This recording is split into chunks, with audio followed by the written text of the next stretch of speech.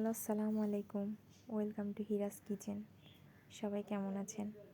আজ আপনাদের ফুলকপির একটি রেসিপি বানিয়ে দেখাবো। এই ফুলকপির রেসিপিটা আপনারা এমনিও খেতে পারবেন, বিকালের নাস্তা হিসেবে ভাত দিয়েও খেতে খুব মজা। চলুন আপনাদের সাথে শেয়ার করি। প্রথমে কিছু ফুল ধুয়ে পরিষ্কার করে নিব।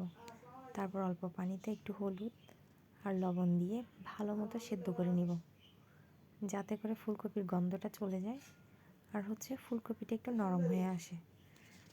ভালো মতো সেদ্ধ হয়ে আসলে ফুলকপিটি নামিয়ে নিব। এখন আমি একটা পেস্ট তৈরি করে নিলাম। এখানে আমি 2টো ডিম, হাফ কাপ বেসন, হাফ কাপ ময়দা, একটু লবণ, পেঁয়াজ কুচি, রসুন কুচি, কাঁচা মরিচ কুচি, ধনিয়া পাতা কুচি দিয়ে ভালো করে মিক্স করে নিলাম অল্প একটু পানি দিয়ে। এখন এখানের মধ্যে সেদ্ধ করে রাখা ফুলকপিটি ডুবিয়ে তেলে দিয়ে দিব।